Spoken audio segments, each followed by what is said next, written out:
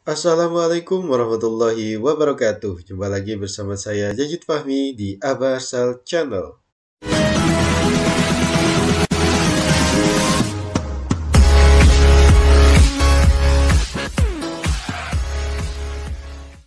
Pada kesempatan kali ini saya akan mencoba menjelaskan tentang bagaimana cara membuat akun di pendataan non-ASN atau pendataan honorer atau tenaga kontrak pada sebuah instansi pemerintahan. Namun sebelum itu, bagi Bapak Ibu yang sekalian yang belum melakukan subscribe, silakan subscribe terlebih dahulu untuk membuat saya lebih semangat dalam memberikan Anda manfaat dari video-video yang saya buat. Oke, langsung saja ke pendataan non-ASN, di mana kita terlebih dahulu mencari kata kunci dari website pendataan non-ASN itu sendiri dengan menuliskan pendataan non-ASN di Google Search atau di pencarian Google dan menekan Enter. Kemudian, dari semua hasil pencarian, kita pilih hasil pencarian yang paling atas. Di situ dijelaskan bahwa pendataan telah dimulai dan pastikan data Anda telah didaftarkan oleh admin instansi sebelum Anda membuat akun. Namun, untuk pembuatan akun sendiri, kita harus mengetahui beberapa hal yang di sini atau dalam pendataan non-ASN itu sudah dijelaskan, yaitu pada bagian FAQ, yaitu pembuatan akun. Dalam pembuatan akun sendiri ada beberapa hal yang harus kita ketahui. Yang pertama, apakah tenaga non-ASN wajib membuat akun? Jawabannya adalah wajib tentunya sebagai bentuk konfirmasi dan monitoring tenaga ASN, non-ASN akan datanya masing-masing. Jadi wajib karena memang bersifat keharusan untuk konfirmasi atau monitoring atau monitor terhadap data yang diberikan oleh tenaga non-ASN itu sendiri. Kemudian, bagaimana jika tenaga non-ASN itu tidak membuat akun? Dan jika tidak membuat akun, maka data tenaga non-ASN tersebut akan sesuai dengan data yang diinput oleh admin instansi. Jadi sebelum tenaga non-ASN itu sendiri membuat akun, nantinya sudah didaftarkan langsung oleh admin instansi. Namun admin instansi ini mungkin tidak terlalu detail memberikan data yang dibuat atau data non-ASN itu sendiri karena memang data yang mereka kumpulkan biasanya terbatas. Dan untuk yang lebih detail lagi, maka tenaga non-ASN itu sendiri yang nantinya akan mengunggah atau membuat dokumennya supaya lebih terperinci. Kemudian yang selanjutnya, oke, bagaimana kalau NIK, nomor KK, nama lengkap, sesuai KTP, tempat tanggal lahir sesuai KTP, saya tidak ditemukan atau tidak sesuai di halaman akun. Nah, pertanyaan lebih simpelnya adalah bagaimana kalau data saya di kependudukan atau Dinas Dukcapil itu tidak sesuai dengan data yang terdapat pada halaman akun. Ya, di situ ada dua cara. Yang pertama, pendaftar harus menghubungi Dinas Dukcapil Kabupaten Kota masing-masing untuk konsolidasi data. Di mana untuk pembenaran data itu sendiri memang hanya bisa dilakukan oleh Dukcapil atau Dinas Dukcapil Kabupaten Kota masing-masing. Di mana di situ bisa dilakukan perubahan data, kemudian juga update data, dan lain sebagainya. Kemudian yang kedua, menghubungi call center Halo Dukcapil dengan mengirimkan data-data sesuai format berikut. Nah, untuk format yang menghubungi call center Halo ini agak lebih rumit ya penyelesaiannya karena tidak tatap muka langsung. Namun jika Bapak dan Ibu sekalian memang kesulitan atau mungkin jauh dari Dinas Dukcapil sendiri atau memang Dinas Dukcapil itu sendiri tidak membuka uh, pelayanan untuk hal ini, maka bisa langsung menghubungi WA, hotline atau telepon, kemudian SMS dan juga email center yang beramatkan di call center dukcapil.dukcapil@gmail.com. Mungkin itu saja. Kemudian, bagaimana cara membuat akun pada aplikasi pendataan tenaga non-ASN? Nah, mengenai bagaimana cara membuat akun pada aplikasi pendataan tenaga non-ASN, THK2 dan pegawai non-ASN dapat membuat akun pada portal ini sampai mendapatkan kartu akun pendataan tenaga non-ASN 2022. Jika Anda tidak dapat membuat akun, terdapat beberapa kemungkinan. Nah,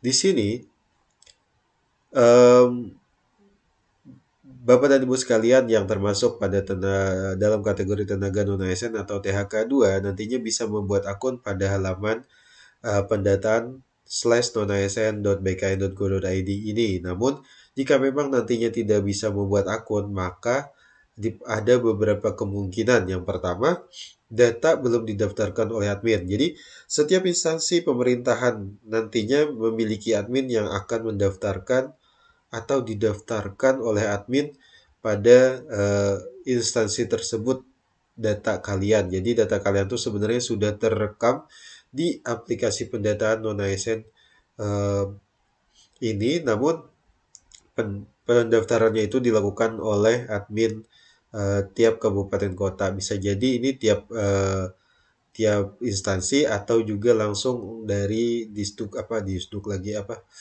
BKPSDM kalau nggak salah. Kemudian yang kedua, jika pernah berpindah instansi, data Anda belum dipindahkan oleh admin instansi lama. Jadi, jika Anda mungkin sebelumnya telah melakukan atau pindah instansi dari misalnya nih dari instansi dinas eh, perumahan, kemudian pindah ke dinas perkebunan, mungkin data tersebut belum dipindahkan oleh admin dari instansi yang lama ke instansi yang baru. Itu kemungkinan jika Bapak dan Ibu sekalian gagal dalam melakukan pendaftaran. Kemudian yang ketiga, jika pernah pindah instansi dan data sudah dipindahkan oleh admin instansi lama dan belum didaftarkan oleh admin instansi baru.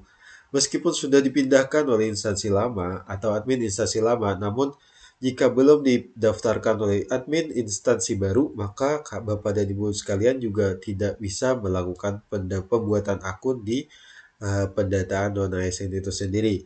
Kemudian yang keempat, silahkan lapor ke administrasi jika belum dapat membuat akun. Jadi, langkah terakhir jika memang Bapak dan Ibu sekalian belum melakukan atau belum bisa mendaftarkan akun di pendataan non-ASN itu sendiri, maka langsung saja hubungi admin. Jadi, di antara semua kemungkinan-kemungkinan gagal dalam melakukan pendaftaran di pendataan non-ASN BKN.go.id ini, eh, salah, langkah yang mungkin bisa Bapak Ibu lakukan adalah langsung melaporkan permasalahan Bapak dan Ibu ke admin instansi karena beberapa hal yang dibuat di atas yaitu pada poin 1 sampai 3 itu semuanya merujuk ke bagian 4 yaitu melapor ke admin instansi. Kemudian pertanyaan berikutnya adalah bagaimana jika ketika membuat akun terdapat kendala. Jadi kendala yang mungkin terjadi itu disebabkan hanya karena nick, nomor kakak, dan tanggal lahir serta nama. Kemudian dipastikan Bapak dan Ibu juga menggunakan browser pengaya yang sudah umum digunakan yaitu Google Chrome, Mozilla Firefox, atau Microsoft Edge dan lain sebagainya dan itu dipastikan sudah versi yang terbaru, jangan versi lama karena website pendataan ini sendiri menggunakan fitur yang terbaru sehingga tidak work ketika digunakan pada pengaya atau browser yang versi lama. Kemudian yang terakhir adalah pastikan Anda telah didata oleh admin instansi.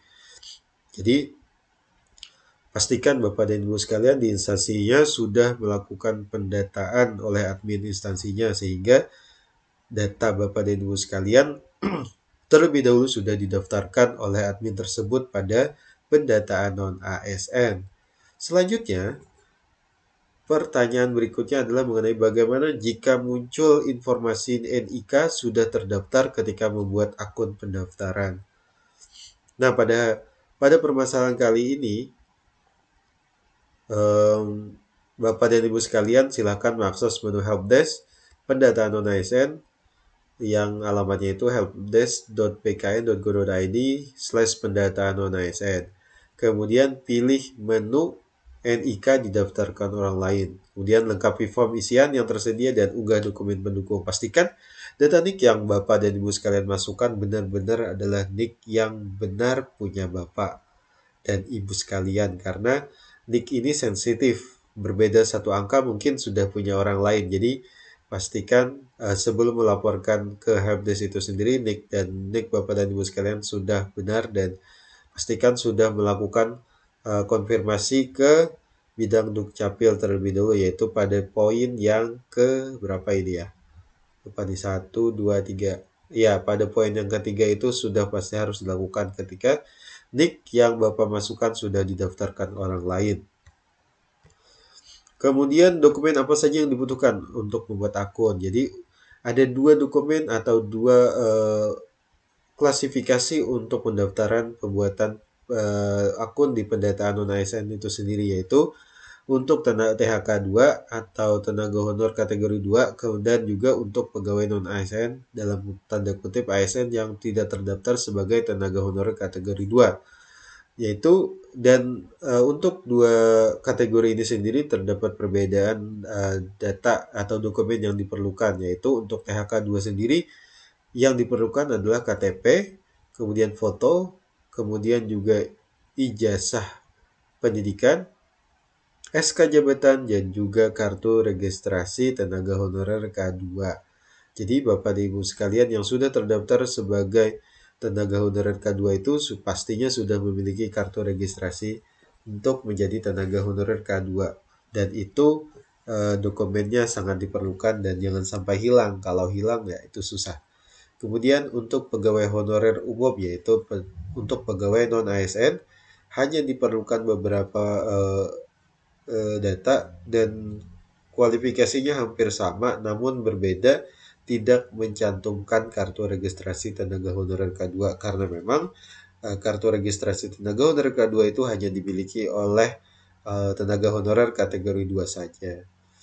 Kemudian bagaimana jika kode CAPTCHA tidak terbaca atau tidak tampil? Nah, ini beberapa alasan. Mungkin karena history browser yang memang banyak. Jadi untuk history yang terlalu banyak atau cookies yang terlalu banyak, maka lakukan clear history, lanjut. Kemudian bisa juga karena terjadi lelet atau mungkin internetnya sedang gangguan. Yang terakhir, apakah output dari membuat akun? Jadi outputnya atau hasil dari membuat akun itu sendiri nantinya akan tenaga honorer atau tenaga non-ASN itu sendiri akan memiliki kartu akun pendataan tenaga non-ASN yang nantinya berguna untuk untuk menjadi syarat sebagai anggota syarat untuk masuk sebagai member di pendataan non-ASN itu sendiri. Demikian video kali ini, semoga bermanfaat. Jika memang ada hal yang masih kurang silahkan ditambahkan. Jadi kita di sini saling sharing informasi saja. Semoga bisa bermanfaat bagi semua orang dan banyak tenaga honorer di mana saja berada. Dan jangan malu untuk bertanya. Dan silahkan masukkan pertanyaan dan juga saran serta komentar kalian di kolom komentar. Terakhir, like jika Bapak dan Ibu suka dengan video ini, dislike aja kalau tidak suka, dan jangan lupa subscribe dan share video ini ke teman-teman Bapak Ibu sekalian agar semuanya mendapatkan manfaat dari video ini. Terima kasih. Assalamualaikum warahmatullahi wabarakatuh.